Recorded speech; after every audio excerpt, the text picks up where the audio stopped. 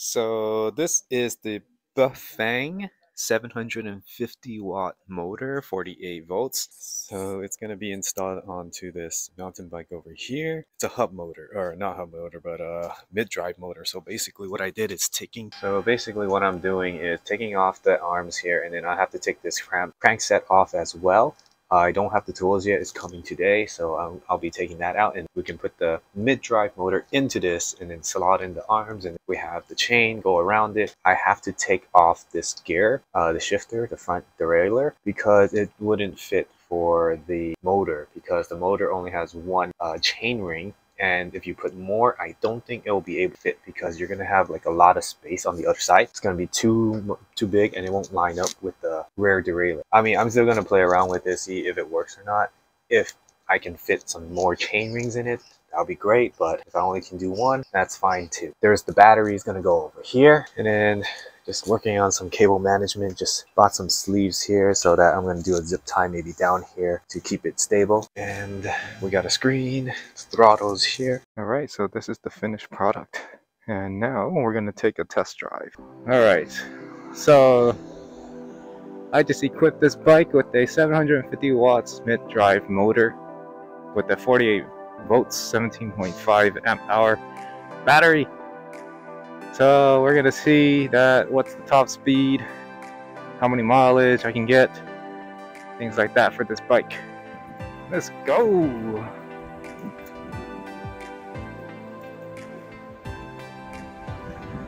We hit 28, 28.5, 29. That's it. Oh, we're going uphill a little bit, so my speed is gonna be limited. I feel like when I have the throttle, I don't even want to pedal anymore. Now I can ride this path without feeling like I'm holding up the line. Although I feel like I want to increase the wattage of the motor. I had to purchase one that is way bigger than this one. I want to go 40 miles per hour. I think it costs like $1,000 to make it. But I mean, like, if you can go 40 miles per hour on a $1,000 e-bike, customized, that's really good.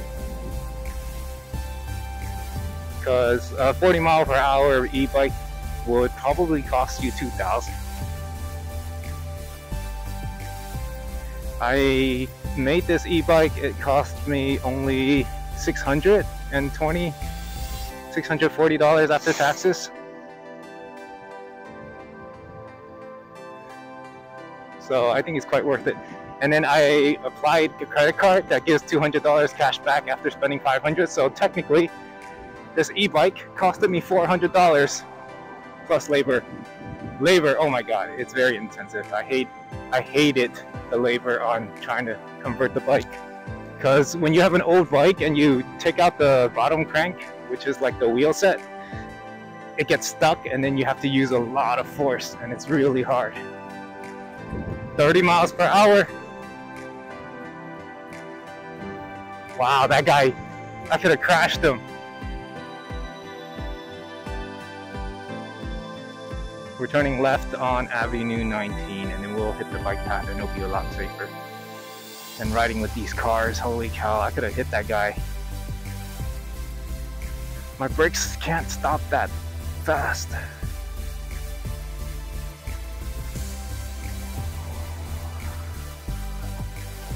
I noticed that when I'm at a full stop, it's best to go to 0.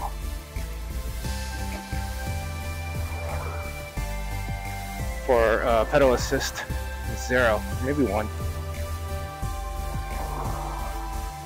So I need a little bit of boost.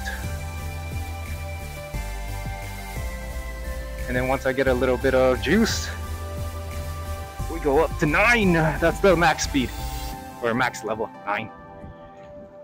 I feel like after pedaling my 20 miles per hour, going any higher, my feet will keep, like, I won't be able to apply any force on the pedals. So there's really no point in pedaling after 20 miles per hour. Unless I pedal really hard, but that's dangerous. Like pedaling really fast, I don't want to do that, because if I slip at that amount of speed, I'll get thrown off. I've done that once in Santa Barbara. When I was pedaling really fast, my leg slipped off. It got caught in the wheel, and then I flipped over and I broke my wrist. Took like 4 months to recover. So I don't want to do that again. I'm never going to pedal after 20 miles per hour. And it's kind of insane to try to pedal on 20 miles per hour. So far we hit max to 30 miles per hour. Here we go. Just gonna enjoy this bike ride. So far in my lifetime, I've ridden this bike path like, this is my 3rd time. Who would have thought that I would take it that many times? But this time, I'm not gonna be tired or exhausted. I haven't messed around with any of the levels. All I have been doing is going on level 0 and 9, or maybe a little bit on 1. But other than that, anything in between, I feel like I don't need to. Just because I'm not pedaling this bike like a bike.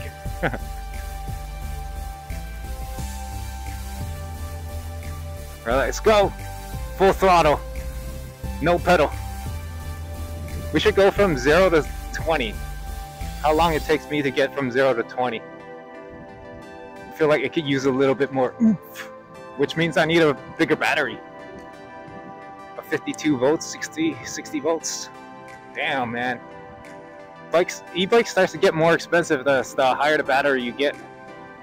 A 60 volts, 20 amp hour costs you probably like 3,000.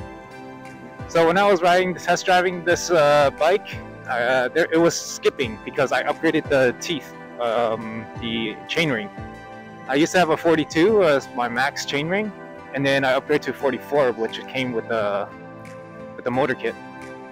And when I used my same ring, my same chain, it started skipping. I didn't know why it was skipping. I mean, I have so many experience trying to fix bikes and stuff like that. That was the first time I encountered such skipping, and it only happens when I put a lot of force. And then I figured that because that 2 teeth difference from 42 to 44, you actually need to increase the length of the chain. Otherwise, you're gonna have that skipping problem. Right now, I already installed 4 extra links, and it is running smoothly, no skips. Love it. So since now that I'm on an e-bike and I'm not using much of my endurance, I could like kind of explore a little bit more. Look at that. This is Los Angeles River. We showed you that in the video, but this is up close shot. What video are you talking about? The video, you know, the Aurora Fest 626 Golden Street thing.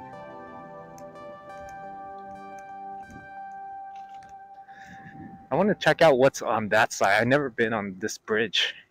Let's see.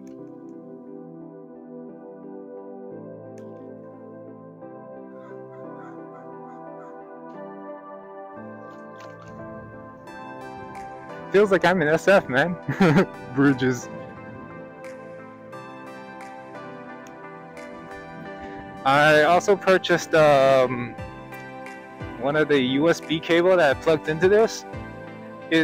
Somehow I am able to program the motor to do some other stuff on it. So hopefully that goes well. I'm gonna get that kit a little bit later.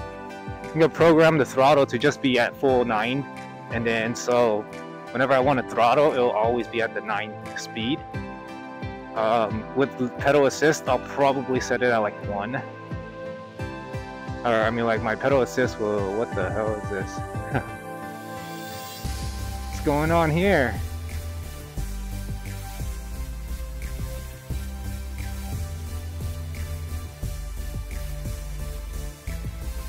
It says unauthorized personnel keep out.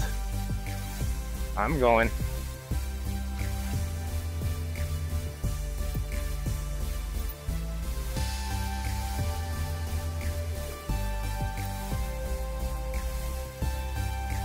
Bike lane made useful. Okay, let's go. Let's see what the hell this is going on here.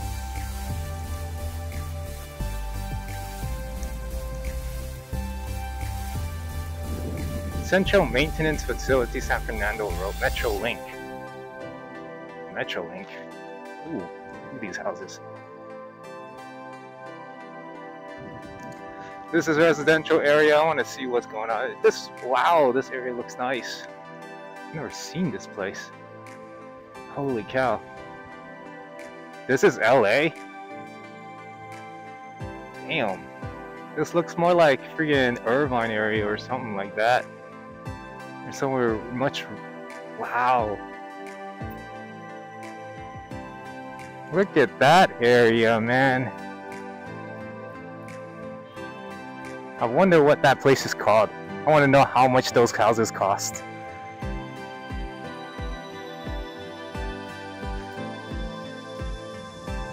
And check it out later on my VR headset.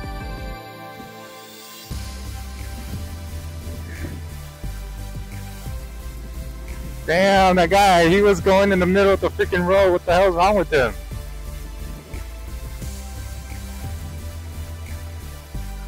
Okay, let's do 0 to 20.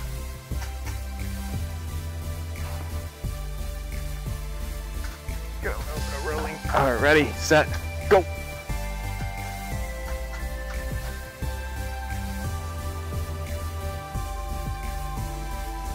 And 20 miles per hour.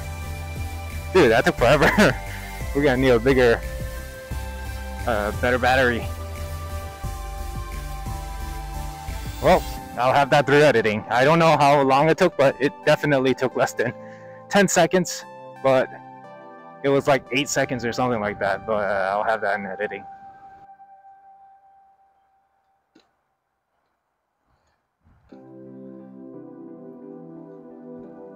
This is bike pack's closed, but I can see people still biking on it.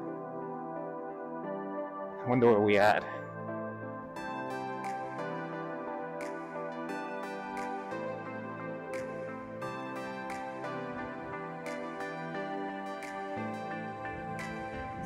I wonder, does it require more energy to keep the throttle or to press, like, what's the point? Where's the point of like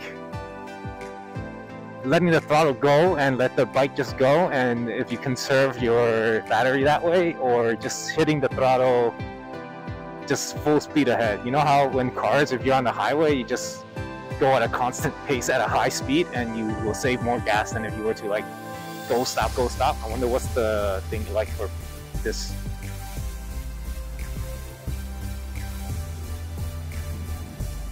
Definitely can't travel this far with my skateboard.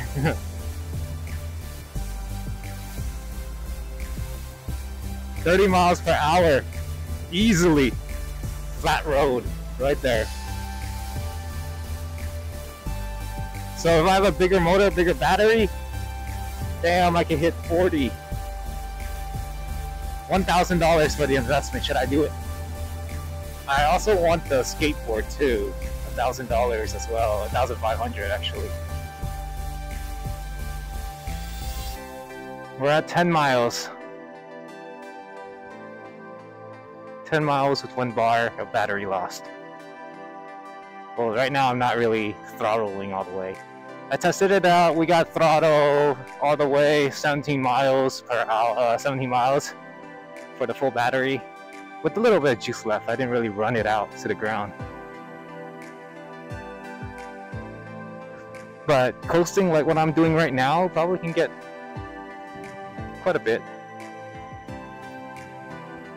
I don't know, it seems strange. It's like the first bar is always the longest, and then when you get to the second, third, fourth, they go down pretty fast. Inconspicuous. The reason why I did this kind of e-bike style mid-drive is because I wanted to look stealth. I don't want people to think that I'm on an e-bike.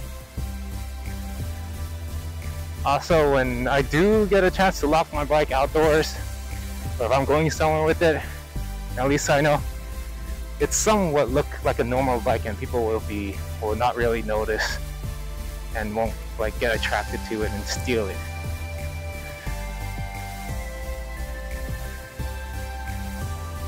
So I noticed that like You know how people say that when you use an e-bike, you're not exercising? I think like I'm still getting quite a workout. It's like you could go farther and you can get the same amount of workout in as if you did not go that far. Like, you know what I'm saying? Like, without an e-bike and you're going regularly, right? You travel like maybe 10 miles and you're done. But with the e-bike, you can travel 20 miles at the same amount of time and still have the same amount of effort put in to your biking experience. It's just that with that 20 miles you went, you get to see more things. You get to, you know, adventure a little bit more than if you were to, like, without the e-bike, like, you're limited by your own endurance. But at least with an e-bike, you have a safety net. Like, if you're super tired and you can't make it back home, hey, no worries. Throttle all the way back home. Like, it's really that convenient. You could definitely made for people who like to go on rides, on trips, who like to see things like me, kind of like adventure. Like, I've always wondered why I don't like going out, right? And why I like playing mostly open world adventure type kind of games. And yet I don't like to do open world things when in real life. It's kind of ironic that way, but I think it just has to do with being dependent on things, you know? I think the reason why I didn't like going out or going like adventure is because I rely on other transportation method and kind of a little bit more dangerous and not at my own pace, because you're sharing the road with more cars if you were to use a car. You also have to pay for gas and things like that. Kind of, there's a lot of like negatives when it comes to traveling on like your typical transportation methods. But when you're with the e-bike, you don't have to.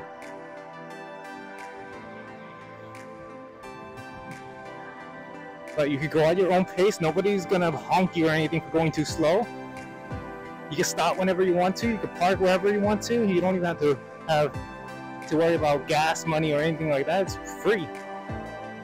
All you need to do is just have a charger in hand and you're good to go.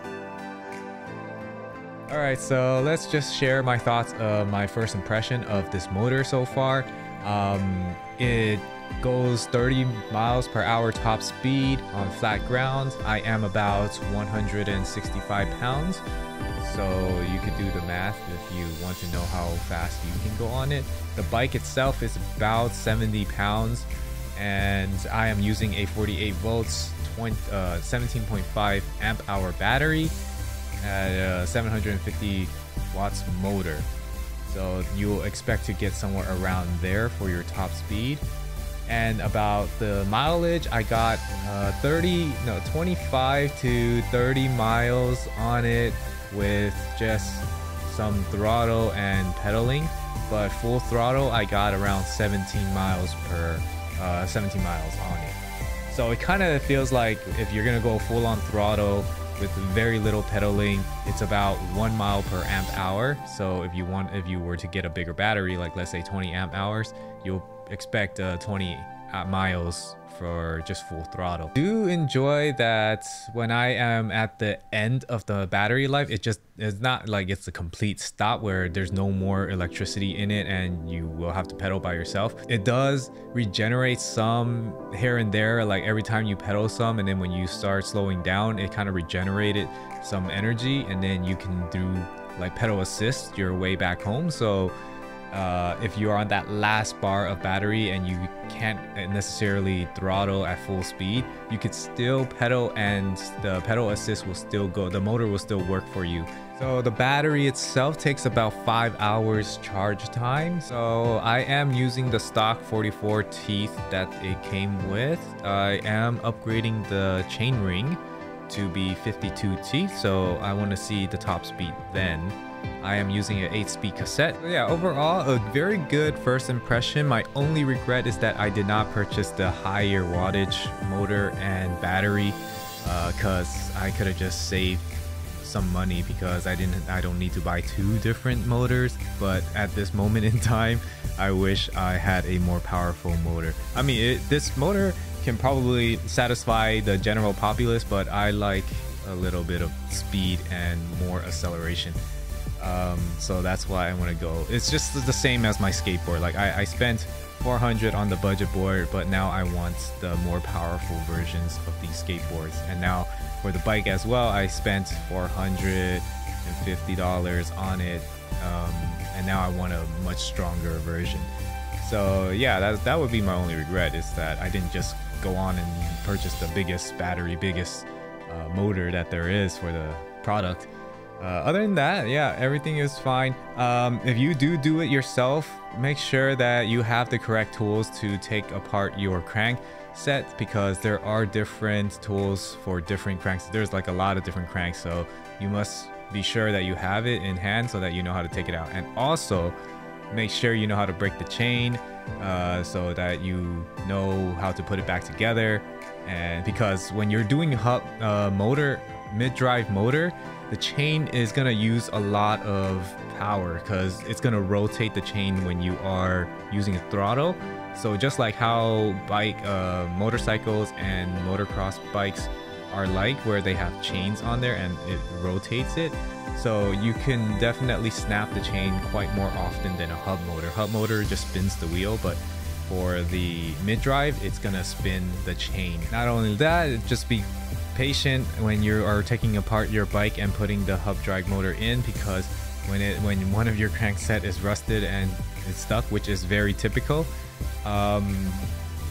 What I did how I removed my crankset, I used the hammer and wrench. So like, I don't want to put so much force on that wrench and then slip and then I hurt myself. So instead, I just use a hammer to hammer the wrench down, and until it actually, you know, gave up and it was able to turn.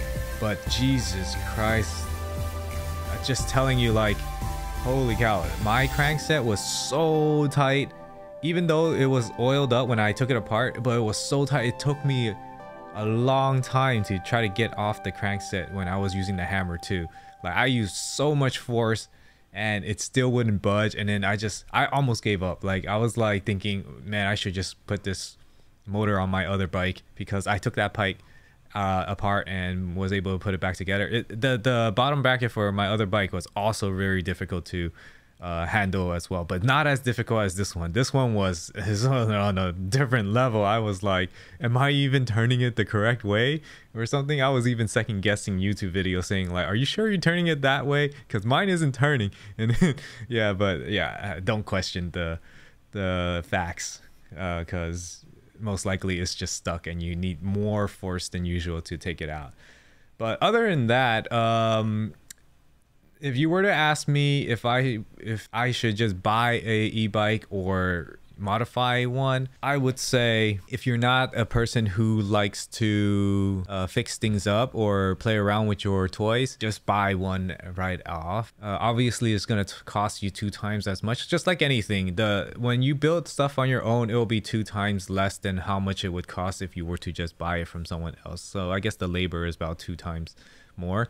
So guys, let me know what you think. I don't know if I missed anything. If you have any questions, leave the comments down below. I'm gonna see what's gonna happen in the future. Will I get a better motor and put it on this bike and then just throw away the old one, or give it to someone? I don't know, or you know, something like that. And also the same thing as my skateboard. So yeah, I'll see you guys in the next video. Bye.